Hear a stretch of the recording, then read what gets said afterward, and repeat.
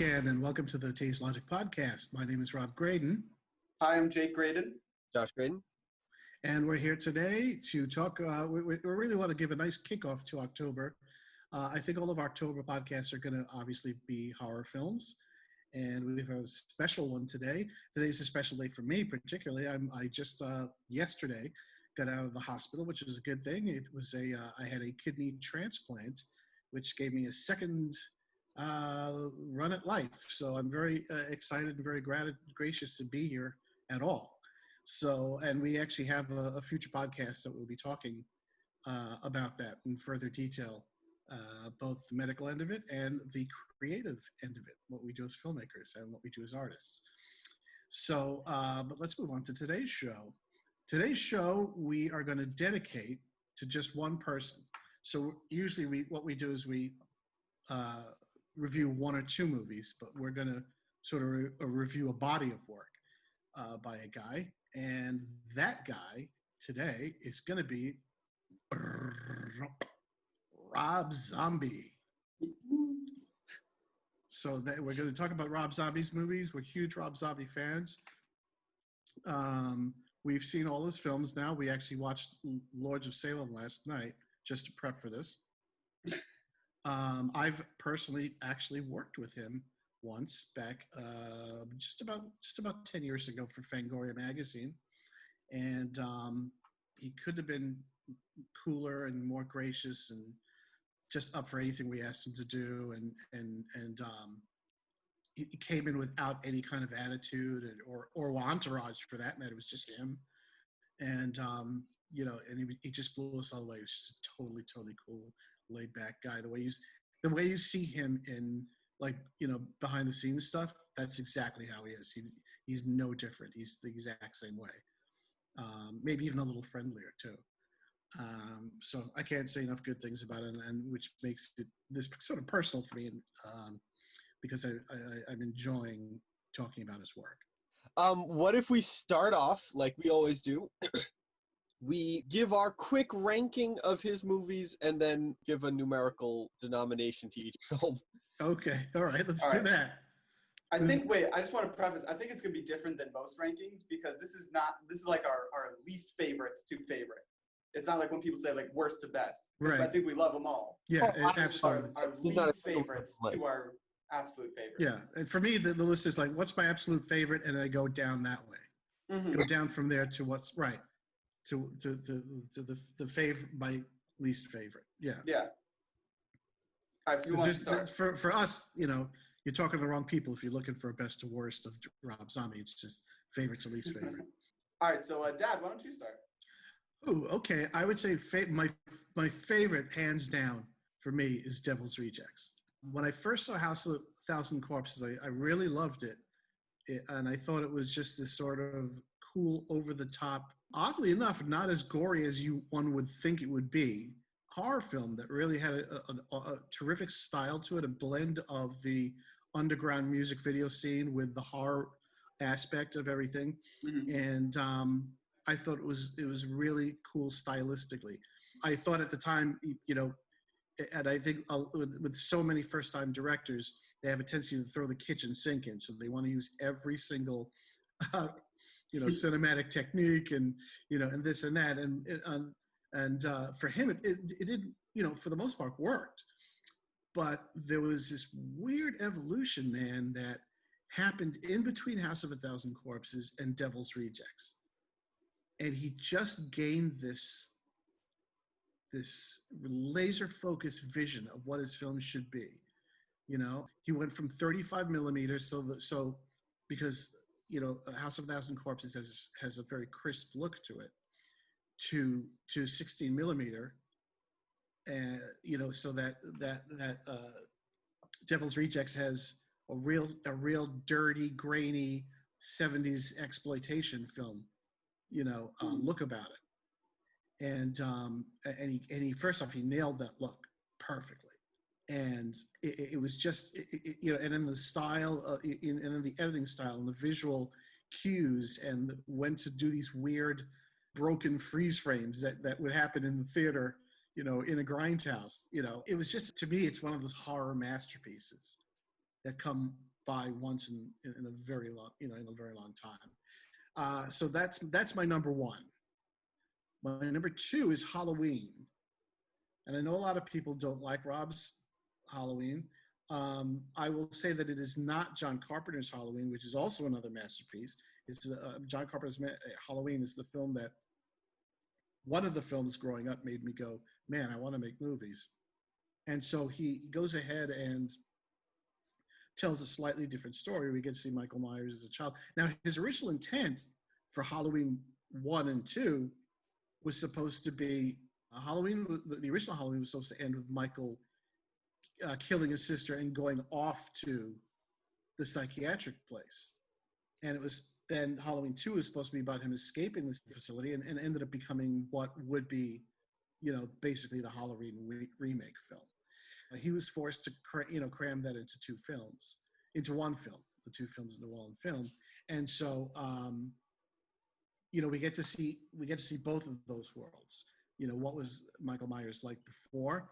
What was he like as he was essentially brewing in a psychological facility? And what was like when he decided to leave and take exact revenge on everyone? Again, wonderful style. He uses a lot of the same cast people, which is a really cool thing. Dee Wallace and Sherry Moon. And I think this is one of Sherry's best roles because it just fit her so well.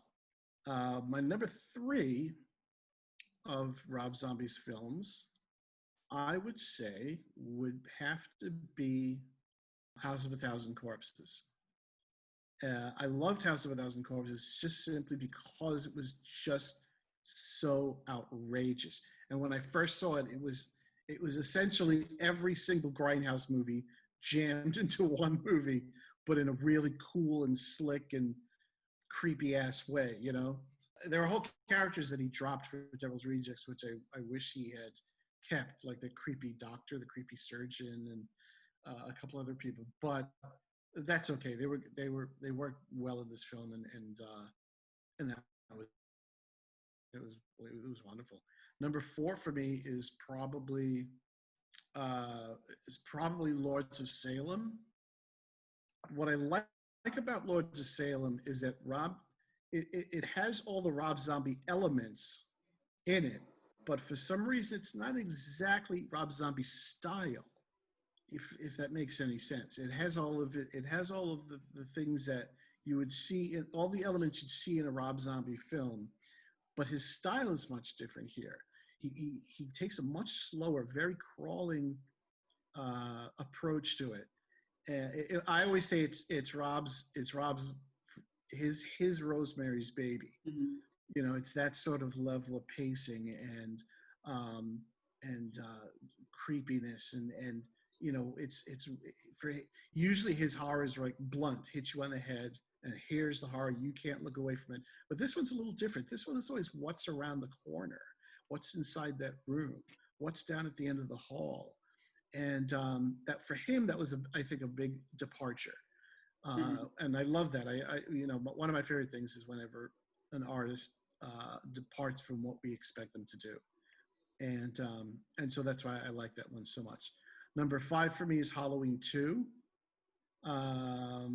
which I thought was really good. I had a terrific little twist in there, floating around in there. It was a good follow-up.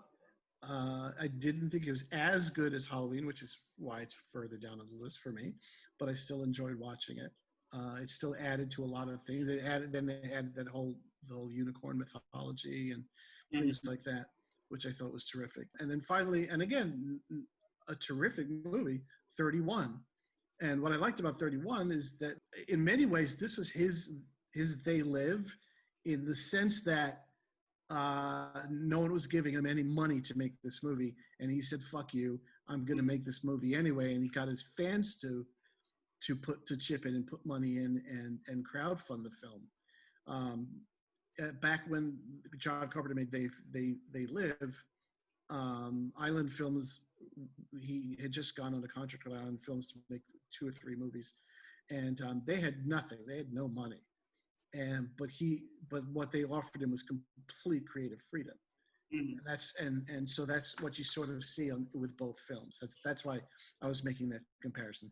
Thematically, they're nothing alike. They're two totally different movies, but I think from a production aspect, they remind me of each other. So those are my films.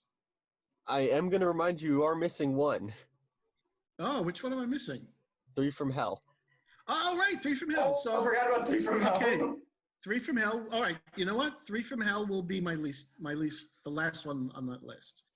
I love the ending of it. I mean, the whole thing went from this, House of a Thousand Corpses being this uber crazy horror to Devil's Rejects, which was sort of a 70s exploitation film, to 3 from Hell, which was in a lot of ways a Western, It reminds you a lot of Peckinpah's Wild Bunch, that level of sort of over the top violence with a bunch of characters who are just chomping on cigars and trying to make their way through the land. And, it reminded me a lot of that. And so, again, I love the movie, but, I've been forced by these two to put it in some kind of list. So that was that was my list.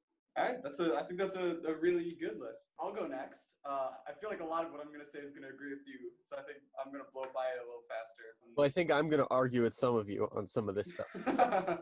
Strangely enough, I think number 1 for me would probably be House of a Thousand Corpses, because I love the just weird style, and it was so low budget, so it forced him to be extra creative, more so than I think he usually is.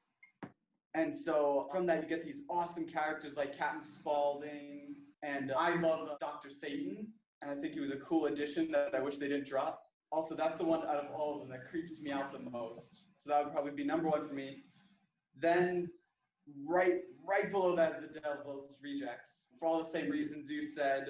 I also love the ending and I'm blanking on the song that they used. Freebird. How they used all 8 or 9 minutes of Freebird. I am actually going to have to spend in real time 8 or 9 minutes talking about how much I love that scene.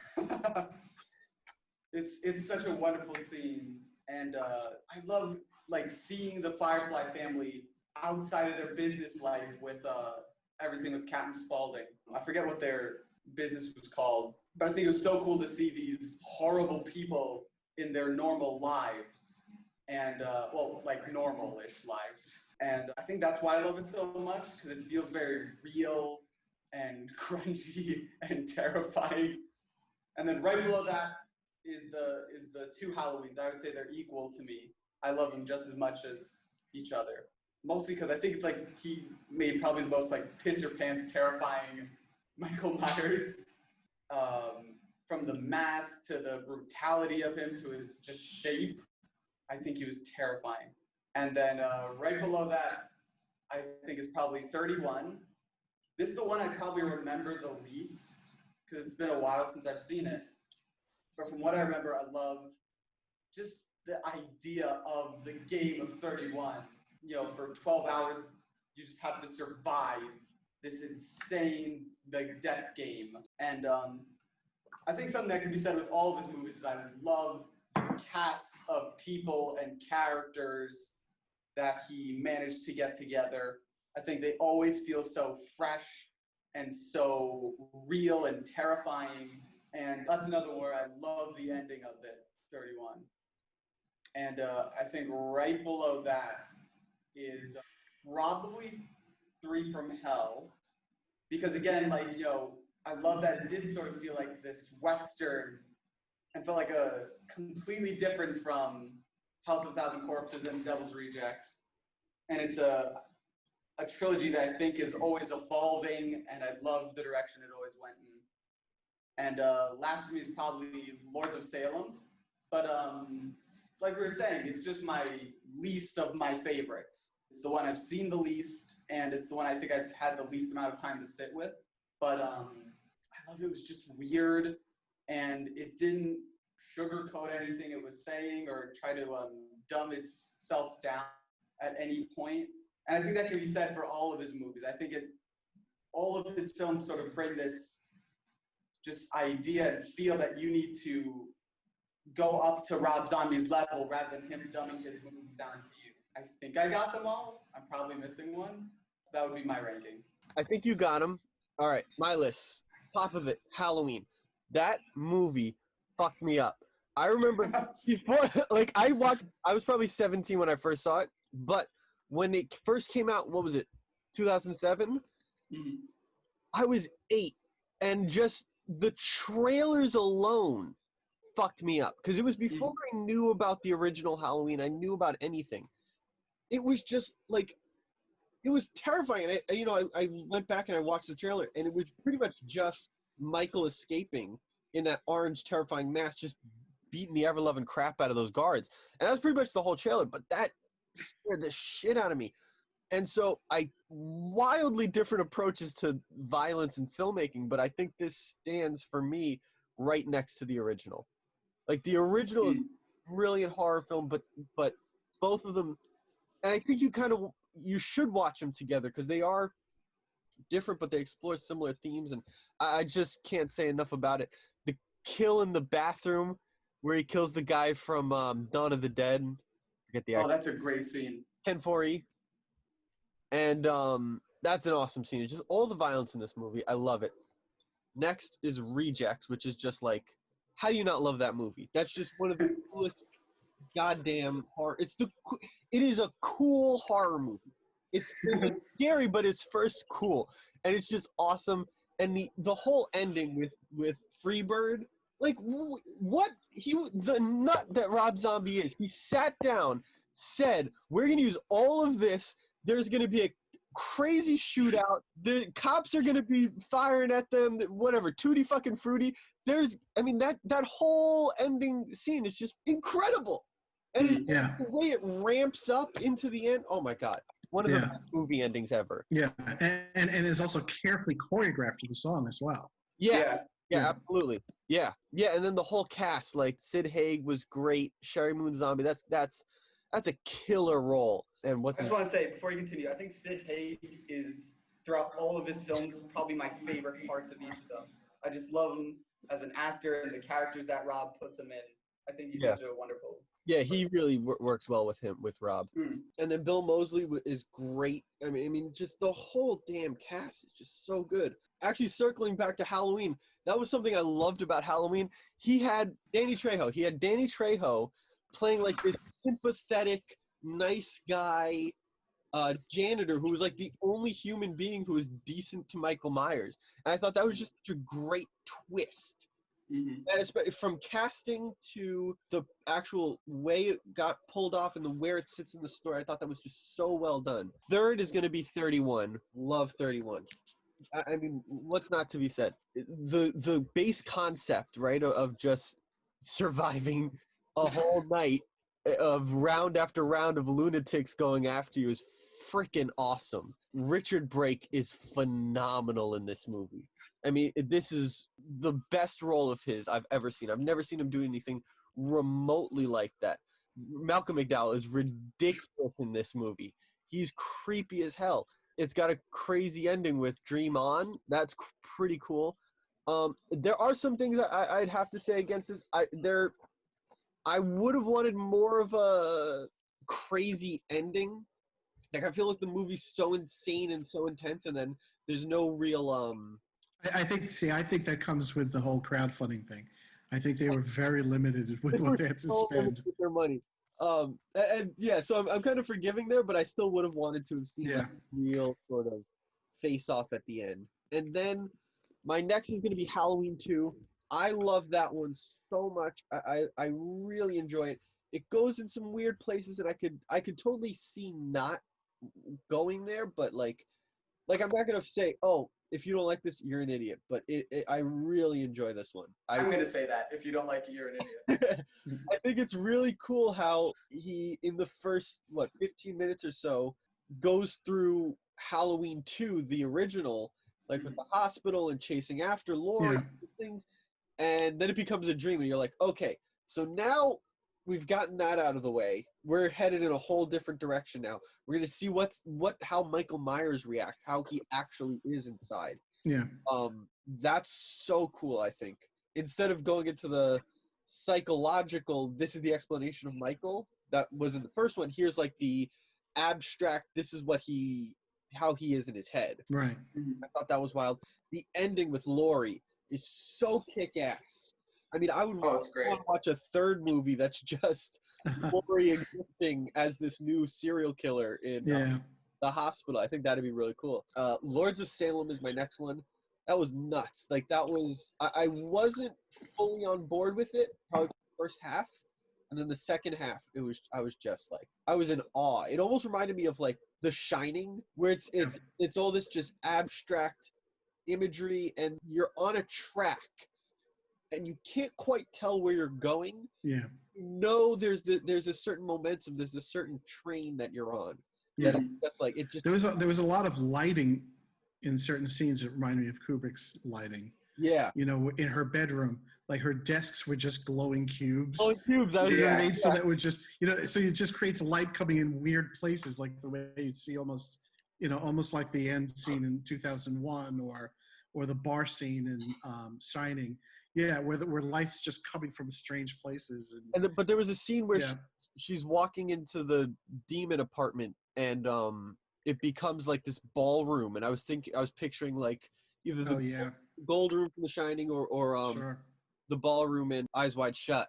Yeah. It was just so cool. And then who knows what the fuck happened in the last 15 minutes, but I was so oh yeah, by then you're just so numb. Yeah. But it's also, you know, the last shot of her is just sort of so like, wild. It was actually so weird. I was listening to a podcast with him today, and he was talking about how that was his interpretation of what it would look like from a sort of visual representation of the abstract concept of being dragged to hell. That would look like. I thought that was very cool. House of a Thousand Corpses, my next one. I really enjoy it. Not my favorite of his movies, but still very cool. It feels like it is a lot of stuff. It's like, but I know I'm rambling. I'm gonna have to cut half of this. I like it starts with the whole Sid Haig clown bastard. I can't remember his name, Captain Spaulding, and then it moves to the house, and then it moves to Dr. Satan, and it felt just like they kept starting. It was like, oh, here's one movie, and then it's like, nope. As soon as you're used to this, they drag you to a new genre of film. It's like, okay, now we're in Texas Chainsaw Massacre, and you're gonna be here for a little, and it's like, whoop, nope, Dr. Satan, and it's just very cool. I also like how the opening where they're traveling through the theme park ride with Captain Spaulding is mirrored in the ending when the girl is walking down the halls, Dr. Satan, which then leads to Dr. Satan. Yeah. It's really cool. Because in the halls at the end, there's people like scratching and clawing almost like the animatronics. I just think that's really, really awesome. And then there's that one shot, I think it was Bill Moseley's character killing a cop or something like that. And it's just like the whole movie's just intense chopping and editing, and then you get this one slow crane shot moving back, and it's so painfully slow that you're just like, do something, but it just adds to it so much. Yeah. And I really, really love that. And then 3 from Hell, not my favorite. I dig it. I like Richard Brake in this. Richard Brake is probably my favorite of his collaborators. He just always good in his movies. And I didn't love the story, but I liked some elements. Like there was some really cool stuff when the Fireflies attacked that wealthy family at the house, and they were just holding them there, and that was really whack scene, but really cool.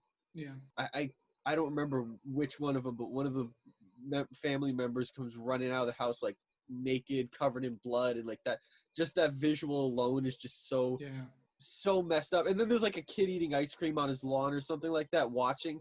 And it's just so absurd. It's so cool. It's also relatable. Like we've all ran out of our homes naked, covered in blood. If I had a nickel. Honestly, how many times we were shooting a movie last summer? How many times did one of us come running out of the house covered? We filmed the scene of you running out of our house covered in blood. Yeah, that is actually kind of relatable. All right, so that's my ranking of the movies. That's my rundown. Anybody else have any thoughts, things like that to go over before we jump into discussing these movies? Yes, quick thing, and I'm sure I'm going to get into more of it when we talk about House of a Thousand Corpses. I think just my absolute favorite character in any of his films is Captain Spaulding, specifically from that one. I love how just rude and gross and weirdly funny he is. I can't get enough of Captain Spaulding. He's so great. Yeah, love that. All right. Yes, what are we moving on to next? So let's start. So again, spoilers alert.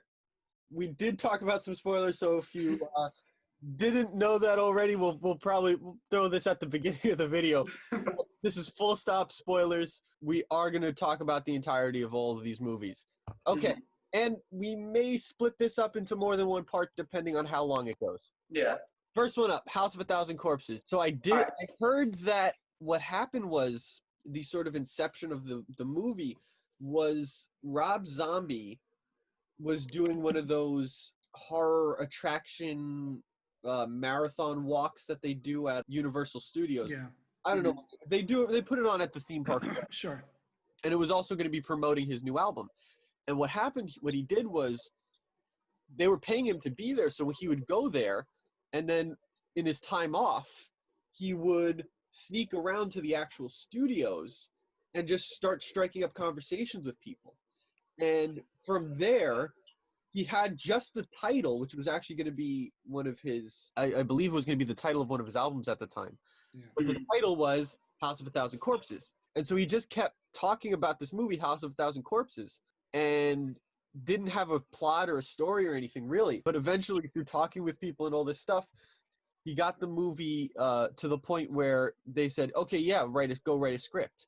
And so he wrote the script, they went off, and I think something like halfway through filming, they cut all of the funding. And so then he had to go around and get a bunch of funding from other people. And then he eventually actually bought the rights to what they had shot already, which is why he was able to make both Devil's Rejects and Three from Hell with other studios. And then also, I believe Three from Hell was self-funded. So he actually owns the rights to all those characters. And then he eventually found another studio to produce the rest of the film, and they went off from there. Eli Roth has a great podcast based on the History of Horror show he does. And there's a great interview with Rob Zombie on there. 2 great interviews with Rob Zombie on there. If you want to check that out and just hear the man talk, because he's amazing to listen to. House of a Thousand Corpses was wild. Captain Spaulding is one of the great character designs. Yeah. Like, that's just a classic. Yeah. And then performance from Sid Haig, it's insane. Yeah. Like, so few people on Earth can do a role like that, and he just, like, nailed it. Because usually when you hear, a clown in a horror movie, most of the times the makeup is a little hokey, or it's just, there's not much imagination put into it. But Spaulding's makeup is just so both simple and terrifying at the same time. Yeah, absolutely. And Sid and Haig certainly makes it work, which is the other element of having a creepy clown. The person behind the makeup's got to make it work. And but most of the times they just look like crap until you come across Captain Spaulding and you're like, oh my God, that's a cancerous. It's just so it's so horrible. And I was like, I couldn't stop looking at the guy. Yeah, absolutely.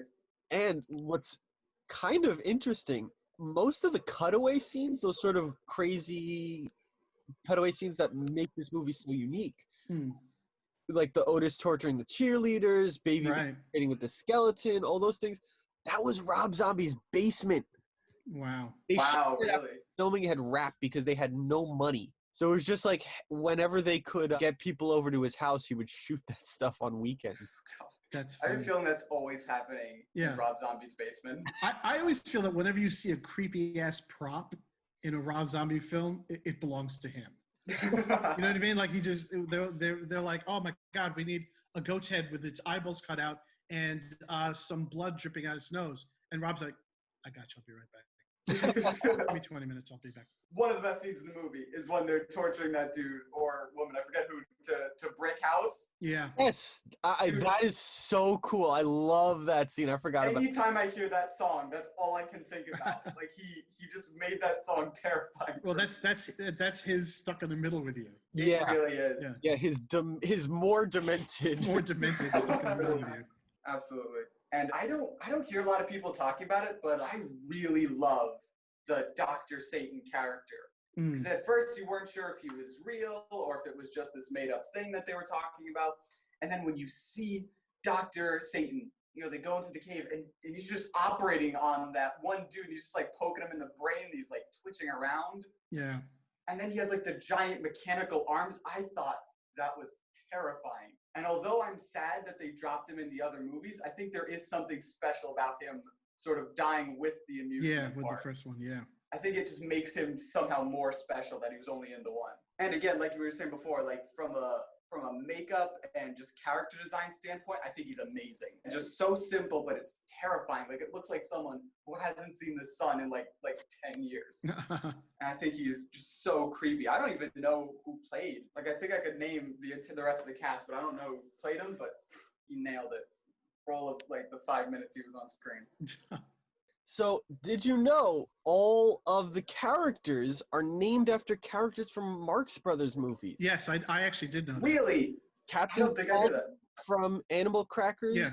Quincy Wagstaff from Horse Feathers. Yep. Rufus Jeez. Firefly from Duck Soup. Duck Soup, yep. Otis Driftwood from A Night at the Opera. And Yeah. Hugo Hackenbush from A Day at the Races.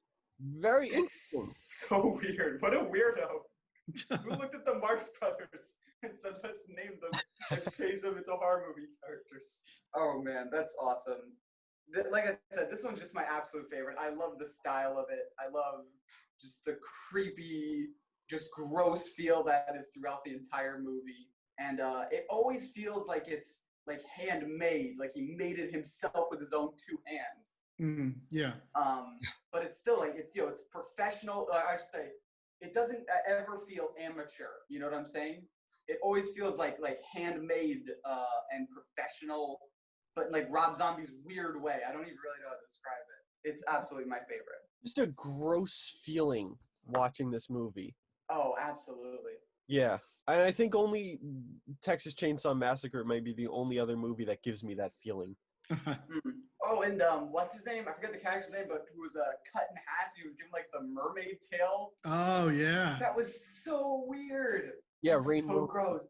Yeah, Rainn Wilson, dude. There's a ton of young actors in this. Rainn Wilson and Chris Hardwick are both in this. Yeah. I forgot Oh, yeah. Chris Hardwick was in it. Yeah, there's a bunch of people that you don't think of, Yeah. Karen Black from the old, 70s films, the airport movies, that one trilogy of terror, and and she uses a lot. He uses a lot of. Walton Goggins is in it. Walton Goggins plays. Yeah. one of the cops. Yeah, I forgot. Wait, where was Walton Goggins? Who He's was one of the cops that Captain Spaulding goes away. Yeah. Was he really? I didn't remember that. Yeah, but he uses a lot of 70s exploitation and horror film icons and touchstone actors. Yeah. In films. Which I think makes his films feel more special. Yeah.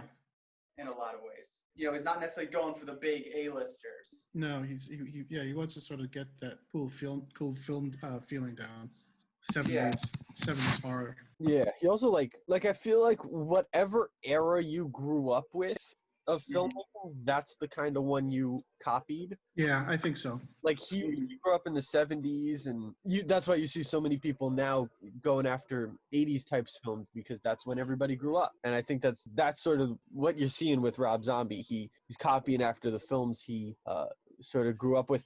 And then not just became a copy. I mean, he then developed his own style and grew with it. Mm-hmm. All right, move on to Rejects. Probably, I don't want to say the goriest. Like, there's every single one of his movies are gory and messy. Yeah, it's one of his most brutal.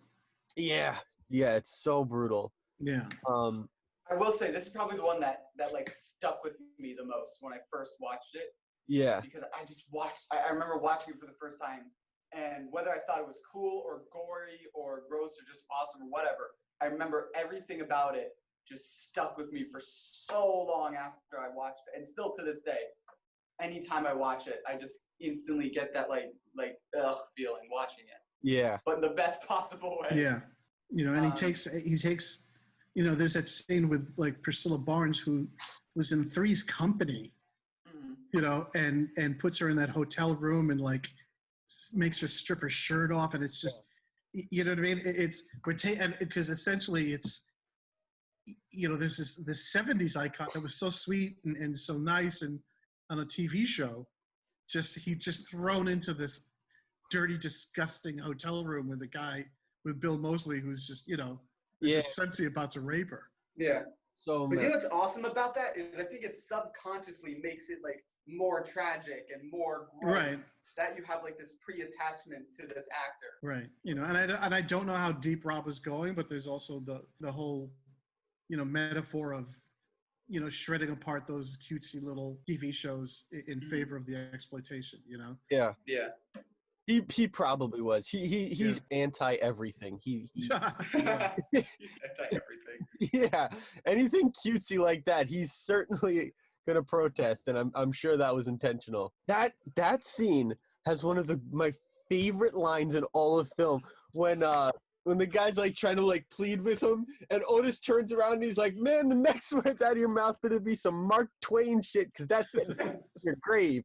And that is one of the best lines. Yeah. I remember we were watching that. I was so tense, and then he says that, and you go from like laughing your ass off to back to nervous, and you're like, and it's like, yeah.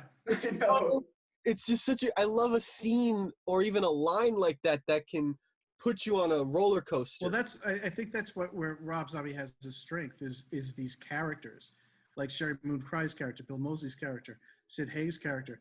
There are all these characters who, on one surface, are actually kind of funny. They're hilarious. But on another surface, when they say, "I'm going to kill you," they're going to kill you. Yeah. Yeah. And there's no talking your way out of it. And so you're right. So it makes it funny but nerve-wracking at the same time. It's so wild too, because there are other filmmakers who make a sympathetic villain or make you understand where they're coming from. There's no redeeming qualities to these guys. And these are his heroes. And these are the heroes. Yeah. And you love them. Which is even cooler. Yeah, you love these characters, but there's no redeeming qualities. Yeah. There's no. I mean, this movie is. Yeah, there's never a time where they go, "Please, please, please spare my life," and they go, "Oh, okay." Yeah. That's just not happening. It won't happen. Yeah. After we're done recording this, I'm gonna stay up and watch Rejects. I've got to. I can't talk about this and not go back and watch it. But I think sometimes like you have like you were saying, like the sympathetic villains, all this stuff. These are just cool villains. These are just cool characters. Yeah. And then you're like, "Oh yeah, they're awesome," and then they do something horrible. You're like, "Oh my god, why did they do that?" And then you rewind because you want to watch it again. Right now, I'm sort of the guy in the chair. Anybody seen Spider-Man? Ned talks about being the guy in the chair, like sitting behind, reading all the stuff on the computer. And I'm going over the quotes. I forgot about the line where Spalding goes, he goes up to the woman in the car and she's like on the phone. He's like, "I'm going to have to be taking your car today. I have some top secret clown business that supersedes any plans you have for this car." And she goes, "What's that about clown business? Do I stutter, bitch?" And I love that. And just I love Captain Spaulding. Yeah. Every line he speaks is gold. Yeah. I also love the scene where he's having sex with the porn star Ginger Lynn. Yeah. Doesn't take the makeup off. Oh no, it's so weird. Genius. It's so uncomfortable. I love it. I love it. And that's something I love too. Because you're sitting there going, "Well, I want to be aroused, but that's not happening." But it's also Sid Haig in. Yeah, but it's also Sid Haig. Yeah. Look, if Sid Haig in full clown makeup isn't getting you aroused, I don't know what to tell you. Then my life is no meaning. But I love how, and he does the same thing in 31. He does it again in Lords of Salem. He'll just have characters wearing this creepy clown avant-garde makeup. Yeah. Just like not call attention to it. Yeah. Like other movies with creepy clowns, but it's like, "Oh, that is a creepy clown." But this is just like, this is a creepy person and they're wearing clown makeup. Go with it or walk away. Like it's just there. Yeah. There's no big deal made about it either. Oh, what a movie. And then that ending. Freebird? Freebird. Yeah. Oh god, it's so good. That is so that good. Is one of my all-time favorite endings to a movie. Yeah. It's just the best. Absolutely incredible. Next movie, Halloween. Rob Zombie's big studio picture after Devil's Rejects. He got, I know they were trying to do a remake of Halloween. Didn't know who wanted to do it. He got offered it, and he made it. He wrote the script, and he made it, and he killed it. He goes more into the backstory of Michael Myers than they do in the original. The original sort of skips over that period, which again, not knocking the original. The originals. No. And there's some arguments to be made because, you know, what I think one of the big criticisms he had was that once you know the monster's not that scary, unlike Halloween. But it's essentially a different film. It's not the same. He wasn't remaking Halloween. He was restarting it, you know. And so I think with a lot of people that was just their way out by saying, you know, oh well, it's going to suck because Michael Myers isn't that scary. In many ways, this film needed that. You know, it needed to see what this little boy was like. It's essentially the Anakin story, you know, you know, what Anakin would be like, what Darth Vader would be like as a little boy, what causes him to go the direction he's going. Also, it so easily could have been, I sympathize with him, I don't believe it, and then you move to the Michael Myers story, but that kid is so fucking creepy. Yeah, he is. That you're like, you sympathize with him, but the whole time it's like the little alley cat that's just it's rabid, so you're cute. Yeah. I'm gonna hold you at an arm's length though. Yeah, he's like, you're like, I feel bad for him, but I'm kind of glad he's locked away. Yeah, exactly. Yeah. I'm sorry, but it's really fucked up. The whole scene where he kills Junie from Spy Kids. Oh yeah. Oh my God. That's brutal. That scene is one of the best kills in a movie ever. It feels so real. You feel every blow. I don't know how the hell they did that with the camera work, the audio, everything. Yeah, it's all of it. It's Zombie's very good at utilizing everything. Yeah. Mm-hmm. You know, a lot of different directors want to be visual directors and this and that, but he utilizes everything, all the way from the way he shoots, the way he edits, his choice of sound editing, as well as the writing of the situation, which is what can make it break or how brutal it is, and then the actors actually performing it as well. Yeah, and what I love so much, I mean, it's just brilliant. And then there's that little bit of blood, like there's a close up and you see like just his eye is like bloody and swollen, and it just feels so real. Like there's so many kills where. And this is the only one that comes to mind. I'm again not knocking this movie. It's a whole different animal. There's kills like the opening kill in Scream, where it's just like somebody poured blood all over Drew Barrymore, and it's one thing, and that was creepy, and that was its own thing. But in this, you feel it, and when you see, there's something about that eye that really fucks with me, and it's like it doesn't feel like it's something placed on top of him. Right. You know, it feels like his eye is swollen and being pushed out of his eye because of a hemorrhage. Yeah. It's just so gross. And then, you know, there's the tragedy with his mother. Right. So absolutely. Like she just can't handle living with that. This has got to be Sherry Moon's best role. I think so. Yeah, it might be. I mean, good. And then, when Michael goes on that whole killing spree as the kid, when he kills Bill Forsyth, when he duct tapes him to the Oh, that's so brutal. Yeah, and then his sister's boyfriend is like making a sandwich, and he hits him over the head with a baseball bat, and it's and you feel all of it, and it's just so right there. You know, it gets me every single time. That is I think the kills and the way it sticks with you, that's why I hold it in such high regard. Like it just every time I watch it never gets easier. Right. Like there's so many horror films, you watch it and you're like, okay, I know the thing's gonna pop out of the closet. I know, you know, Jason Voorhees is gonna come swinging around that tree. But this even when you know it's coming, you just feel it, and it's just so brutal, and I love it.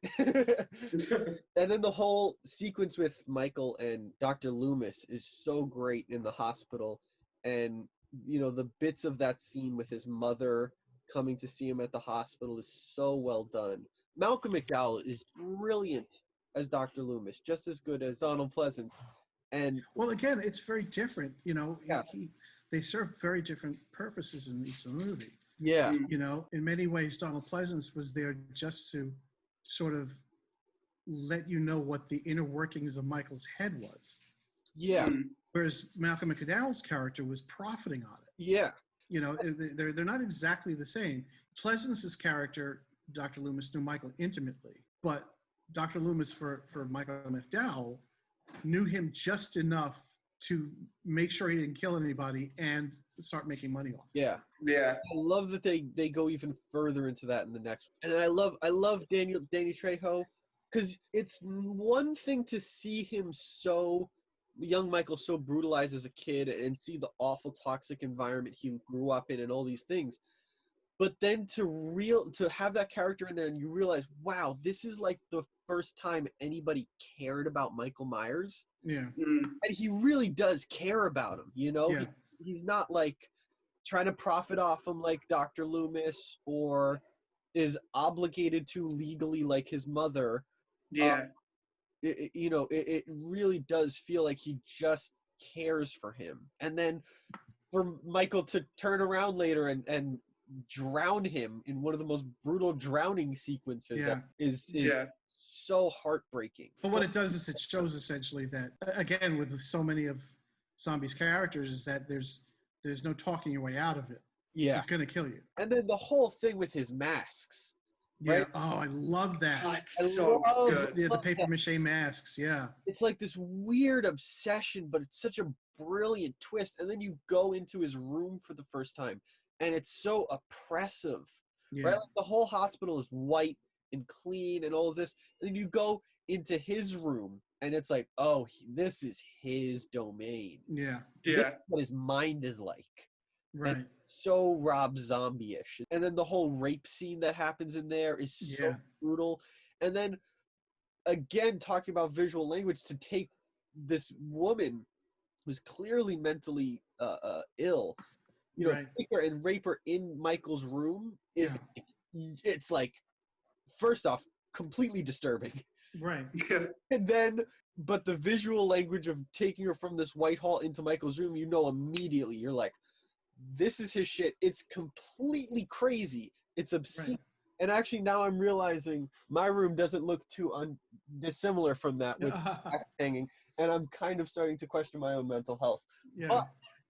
But, we've been doing that for some time, Josh. Oh, yeah. to bring him in there, and there's this complete chaos in there, but you realize that it's carefully planned chaos. Like, Michael, but also the fact that when they bring her in, they think they're just doing some crazy kooky thing, right? Not realizing that when he sees a woman, he doesn't see someone to be raped. He says he's looking at his mother. His mother, yeah. And so when these guys start attacking this woman, he gets triggered. That's what triggers him. Yeah. For the most part, he'd been compliant. Yeah, he hasn't never really attacked anyone, destroyed anyone. Yeah. And then the orange mask he wears when he escapes is one of the most disturbing character designs. Just the long hair. I mean, the guy who... And again, not much like Captain Spaulding, not a complex design, very simple, but very, very effective. And Tyler Mane, who played him, is almost 7 feet tall. And so and he's pure muscle. So he's just like this big, unstoppable force. And I love how all of his clothes are just slightly too small for him. Yeah. Almost like Frankenstein in the 1950s, whatever Frankenstein movie. 1930s. 1931. Jesus Christ, guys. I can't believe my children. I answered it. I can't believe you're my children. Jesus Christ, I answered it. And but I love it, just like it's just a little too small, and it makes him just feel even bigger than the 7-foot monster that he is, and it's just so freaking cool. And then his assault on Haddonfield is incredible. Actually, I was thinking this earlier. I was walking around our neighborhood, and it's fall, the leaves are all creepy, and it's suburban. I was like, oh, this looks like Haddonfield. And then I look over, and one of the decorations is a big welcome to Haddonfield sign that one of our neighbors put up. Oh, that is I was so like, cool. oh, that's so cool. And I was thinking about that we were filming it tonight. I was like, oh, this is very creepy. That's awesome. Yeah, and then the whole twist with Lori, Yeah. like her character feels more like a human in this one. Again, like she feels more like a teenager. She's not infallible. Right. Yeah, I really like Scout Taylor Compton. Like, she did a really good job. All of the actors, Dee Wallace as her mother was really, or stepmother, not mother, adopted. Yeah, that was a great role. Really cool. The whole twist with Lori being his sister taken to a whole different level in this one is just crazy, and I love absolutely the way they exploited that and twisted it, because that was because in Halloween, the original Halloween 2, the one that Tommy Lee Wallace directed, they didn't intend on writing that movie.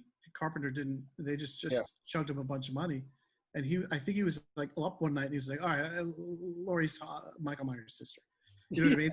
And you really, and when you walk out of the movie, you're going, wait, how is that even possible? How did was she born and they shipped her off somewhere? And but Zombie really. But Zombie made it perfectly a perfect explanation for it. Yeah. Also, when I first saw Rob Zombie's Halloween, I hadn't seen Halloween 2 at that point, so I didn't know about that twist. Yeah. So when I had watched Rob Zombie's Halloween, my jaw was on the floor. I literally yelled out. I was like, "What?" Like, I was so in shock that they were the same person. Like, I didn't see that coming at all. Yeah. Especially because, she's not called Lori in the beginning. Her name is like, I think Angel Myers or something like that.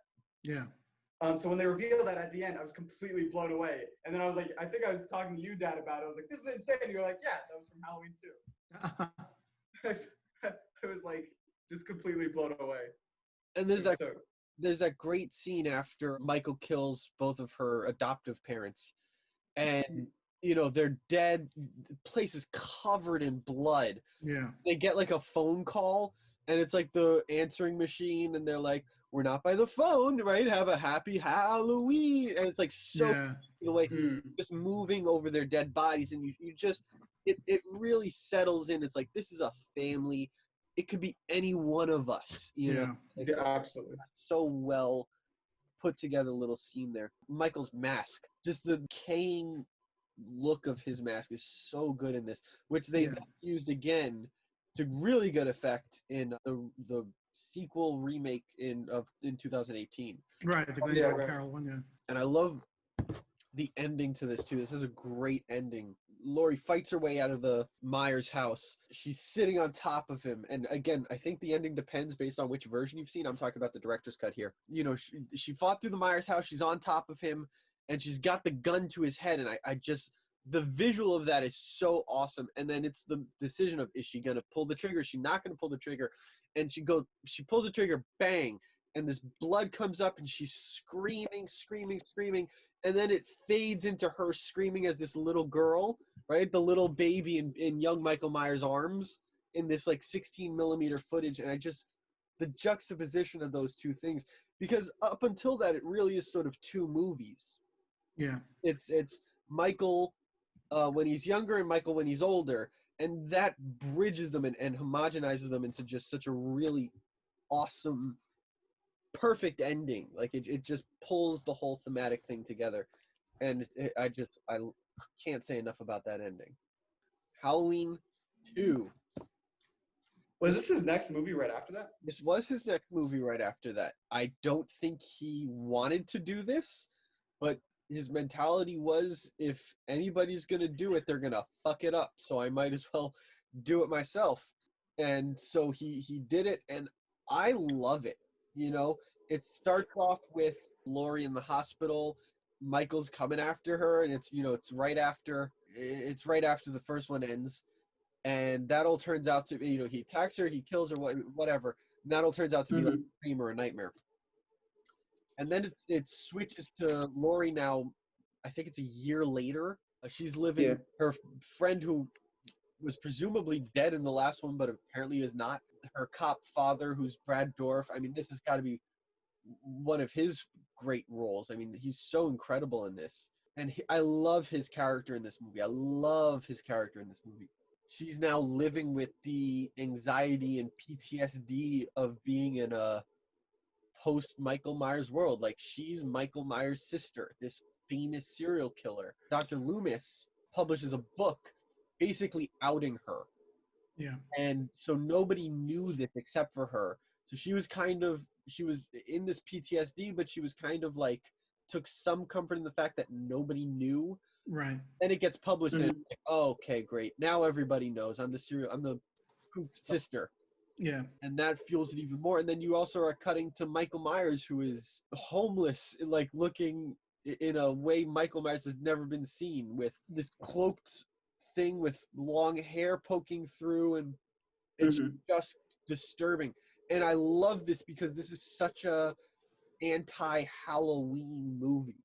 Like every other Halloween movie, even the good ones, the good, the bad, whatever, every other Halloween movie is some way copying the first one. Yeah. Yeah. Myers in a jumpsuit, and this is just like, fuck it, throws everything out the window, takes nothing as sacred. Right. It just goes in this whole crazy different direction. There's a whole thing with Michael's mother and young Michael and a unicorn, and it's weird, and or white horse, not a unicorn. And it's weird, but it's also very an interesting insight into Michael's psyche. I literally don't think another studio film has been that avant-garde and that crazy, and so it's really cool to see what should be like a art house type movie being made with blockbuster Universal money. Right.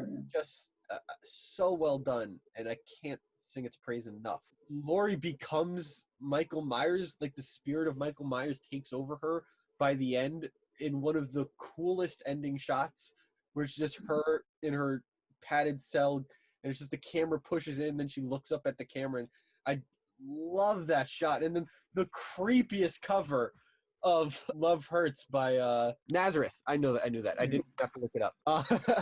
The creepiest, slowest cover of that song, which has significance to the Myers family because I believe it played at one point in the first one, and it's just a really cool tie-in of everything together. Yeah, and then there's you can definitely see the seeds of Lords of Salem in this one. Yeah. Like Laurie's got a job at a record store, and you're like, oh, that looks like Salem, where, or Rob Zombie's Salem. Yeah. And there's a lot of visual language that you can see carried over to Lords of Salem. Yeah, I think next to A House of a Thousand Corpses, this is like visually my favorite of his movies. Visually stunning. I mean, it's wild, and I think they might have also shot this one on 16 millimeter, which I don't. Awesome, man. Not that common for a big blockbuster. Yeah, and this one isn't highly regarded. Like, nobody talks about this one. Yeah. Which is why I didn't see it for so long. I was like, I just assumed it was going to be a crappy film. It's not. It's like really solid and awesome and wild. I get it to an extent because it spits in the face of everything Halloween, but I love it. Like, it's so good. Yeah, and it's awesome. And I love Michael's character in it because it's complex, but he's never not like Michael Myers. It's still creepy and foreboding, which is a weird word to use, but you're right. And I just really like it. Okay, next film, Lords of Salem. All right, this one I just saw yesterday. I literally watched it last night at like Fresh in our minds. Yeah, fresh in the brains. Yeah. I mean, I've seen it before. Oh, look, and I've seen it multiple times. Yeah. You're the leading authority on Lords of Salem. I am.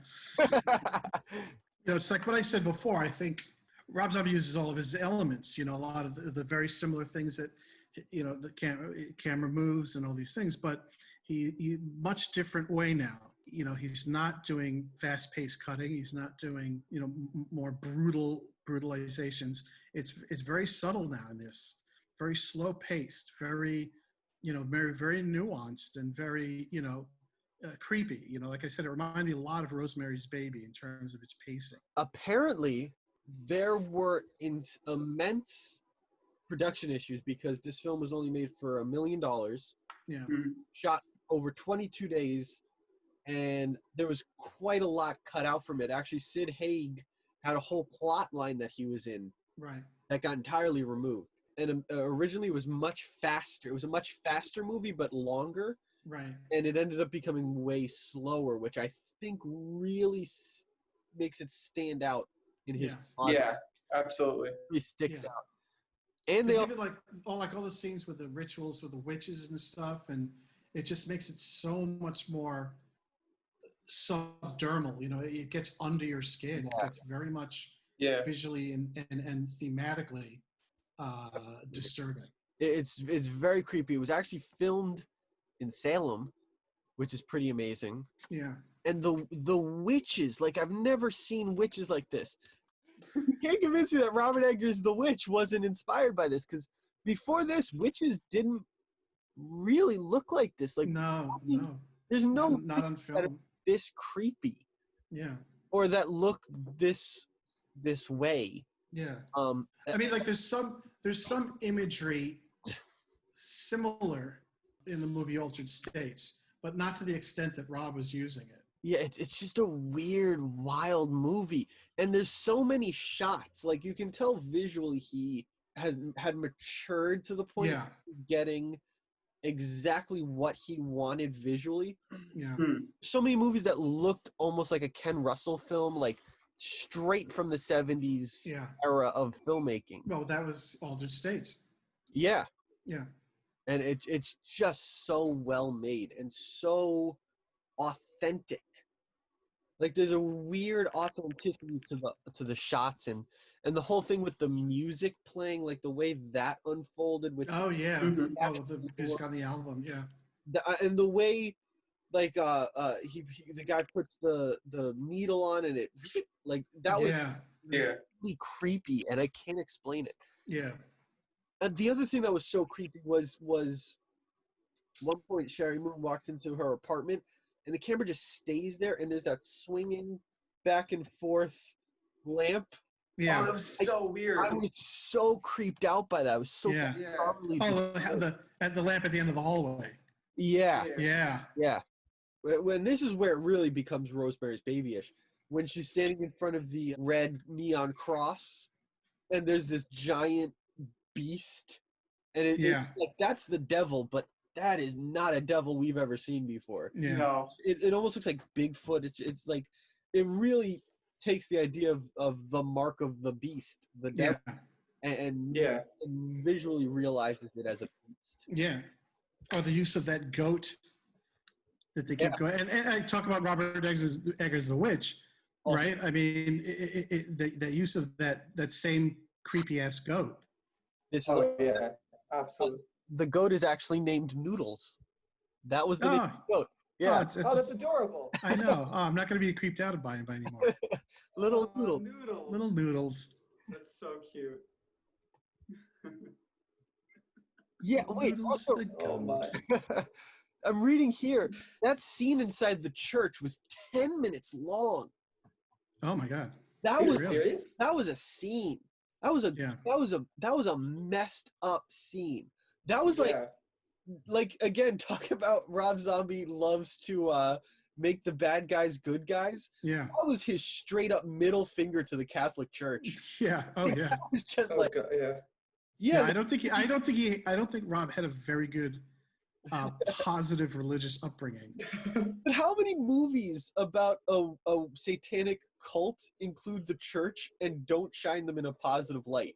Yeah, I know. You know what I mean? Like you've got like The Exorcist or The Omen, and those guys always come in to save the day. But here's this priest who's gonna make her suck his dick and spit black goo, and it was just like, oh my God, like this is so fucking wrong. Yeah. It really was just a huge middle finger to the church, and it's just like, ugh. I loved all the scenes with just the three of them like listening to music at the station. I don't know why. I just all of those scenes I just loved so much. Yeah. I thought it was such a nice touch to the film. Yeah. Well, those guys are really. I mean, both Jeff Daniel Phillips and Ken Foree are really awesome, and Yeah. they were in some of his other films. Ken Foree was in He was in Halloween. He was in Rejects, I think. he was in Devil's Rejects. Oh, was he really? No, I he's don't not remember. Rejects, but he was in Maybe Three from Hell. I don't know. wasn't he in 31? Wasn't he? I'm gonna find out right now. Yeah. He was in Devil's Rejects. Oh, okay. I didn't remember him. Yeah, because he ran that. He was a pimp. Right. Yeah. He was the I pimp. remember that. Okay, I'm And really what gonna sit what down. a damn fine job he did. And then Meg Foster coming back is just the creepiest witch. And she is unrecognizable. Unrecognizable. Because this afternoon, I watched They Live. Yeah. And so you can see what exactly what Meg Foster looks like. And I'm like, I'm trying to put those two people together, and I just can't. Yeah, it's very creepy. Yeah. She had a great time working on set. Like she Yeah. dug the witch thing. Also a weird, not weird, but messed up. All those naked witch scenes were filmed outside in Salem in December. It was like Oh my God. degrees. Oh my God. Yeah, Wow. Meg Foster said she forgot the word Satan, and that's when they knew they had to call it quits. Oh, Yeah, I can't imagine being out naked at 3 a.m. in negative 10-degree weather. That's I can. awful. Well, you've probably done it. I mean, who knows? They're just running about. Yeah, why not? I'll try anything. We've been talking about so much John Carpenter tonight. We might have to do a whole episode on him. Yeah, it'll be a 4-hour episode, but I don't I was care. gonna say he's made like 1 million movies. Yeah, I don't care. When we put this up, we will also put up a poll on our Instagram. If you want us to do a John Carpenter, we'll vote, send us a message, comment on this, whatever, and we will do it. On to 31. That was his next movie? That was his next Jeez. movie. Oh, that's right, because he only has Yeah. 2 more, I think, right? 31 and 3 from Hell are the remaining films. So 31 is a movie where a bunch of carnival workers are kidnapped and held hostage in this abandoned compound. They're forced to play a game where they have to survive for 31. Is it 31 hours or 12 hours? I think it was 12 hours. It's 12 I think hours. the game was just called 31. But what was? Yeah, I forgot the significance of the number 31 now. I don't remember. I'm gonna have to. Yeah, it's honestly, it's the movie I remember the least. So This is the movie I've seen the most. wow, Really? I love this movie. This is. then you, sir, are in the 31 driver's seat. I am in the Really? driver's seat. Actually, and this has no meaning to most people, but there is a character and a scene in my own feature film that was very inspired by this movie. I love this movie. It's so brutal. It's probably this. I said it earlier. This may be his bloodiest film. Richard Brake, one of those great character actors that you always see in the background of movies, but just is center stage in this one, and he's so good in it. It was crowdfunded. I think this was his most low-budget film. It was shot in pretty much more or less one location. It's a wild ride, and I love. There's this creepy little person, dwarf guy, and he's so creepy. He's running around, and I think he dies with a chainsaw or something. I don't know. It was really creepy. Oh yeah, that guy. Yeah. Yeah. He's just, and I love how, again, that's that thing like that Rob Zombie does so well. Like he'll have these weird things. Like everybody's in clown makeup. There's this little person running around, and it's just an absurd film, but it's never treated as weird. Again, because it's part of Zombie's world. yeah, It's part of the world building that he does. And the instant he thinks it's weird, then it's all is lost. Yeah. You know what I mean? Yeah. He has to build the world that he sees, and he does that. And that's one of the things that he does so well. Yeah. You know, he makes the world that's inside of his head come out on the screen. Yeah.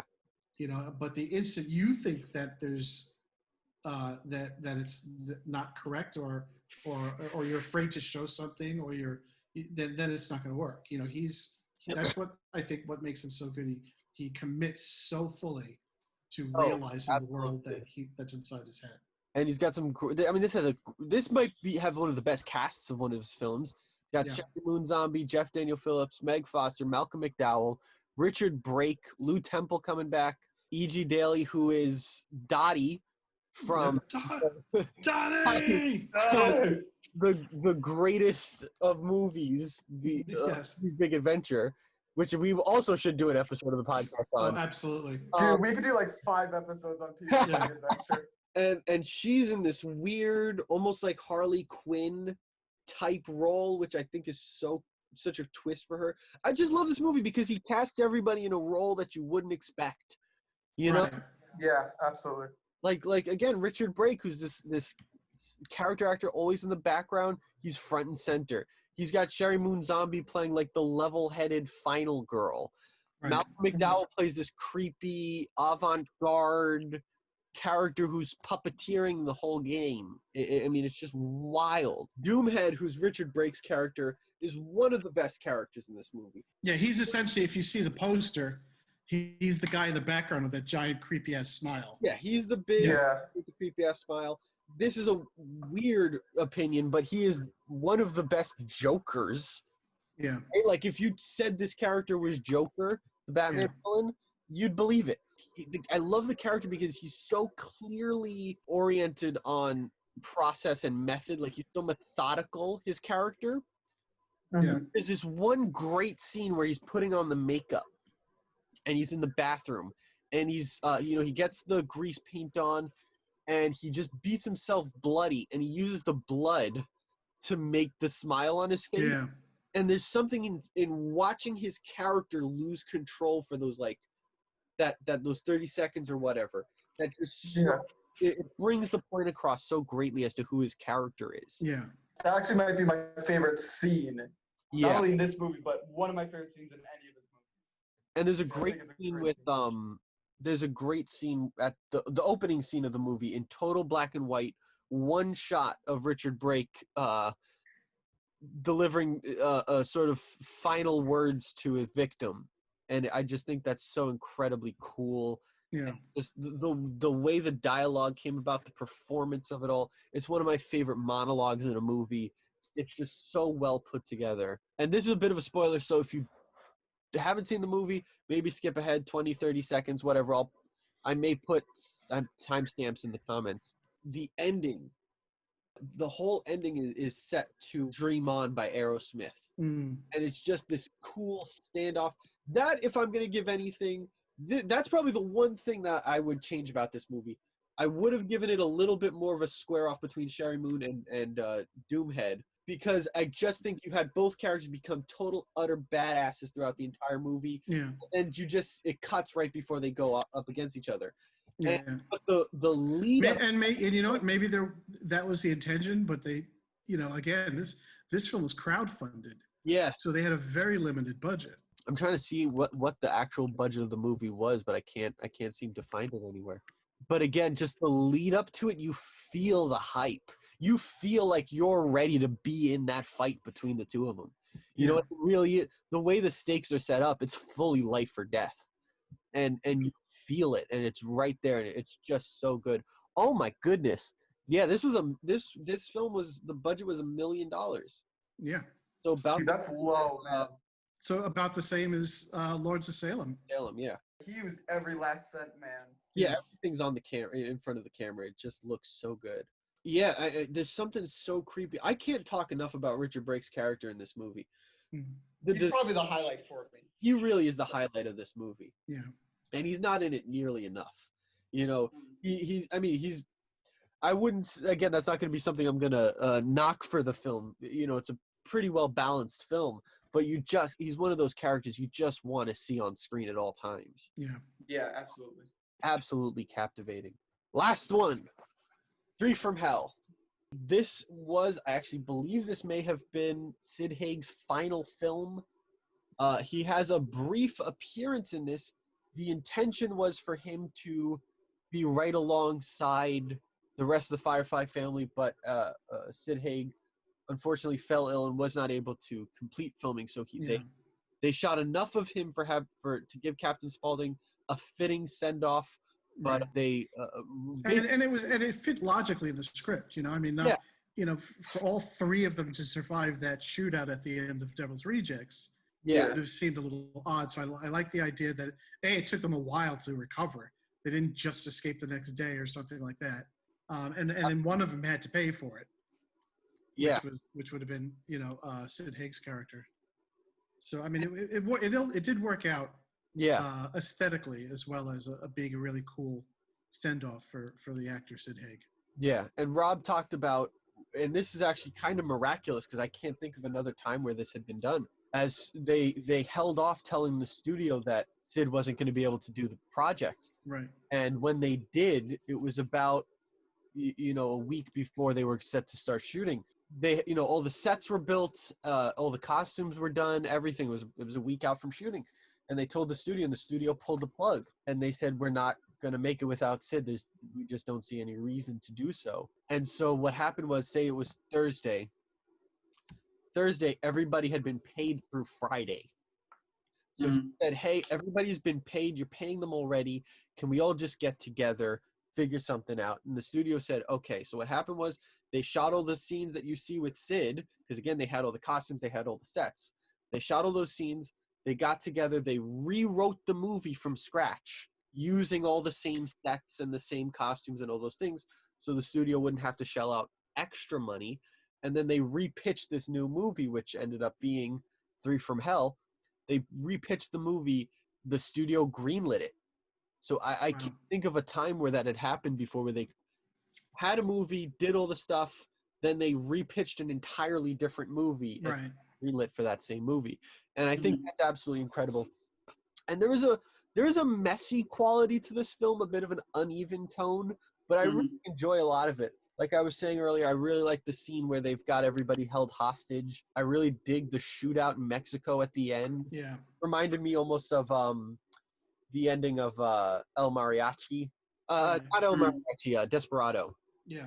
And there's a lot to really enjoy about this. There was a really cool opening sequence, and again, you get to see Sid Haig with that. You get to figure out and find out everything that happened with the Firefly family up to that point. Really cool. Richard Brake again plays the long lost cousin of the Firefly family, which I think is a really cool introduction to the universe of the Firefly family universe. Yeah. He just fits in so well with the group. In a weird way, you almost don't notice that he hasn't been there in the last 2 movies. Yeah. It fits well. I dig it. This is my lowest rated Rob Zombie movie, but I still very much dig it. Rob Zombie's got to be one of my top 10 favorite directors. I just love his work and his whole body of work too. I think of other directors that have an extensive body of work, right? Like 7 movies, and they're all awesome, and just kicks ass. All right. Well, that's it for this podcast. Be sure to keep an eye out for our next set of podcasts. Again, we'll have some liner notes and things like that underneath in the comments section to follow along and help understand the craziness of this 2-hour show that we just did. All right. So take care, folks. And bye. All right. Bye, everyone. Thanks for listening. Bye, everybody.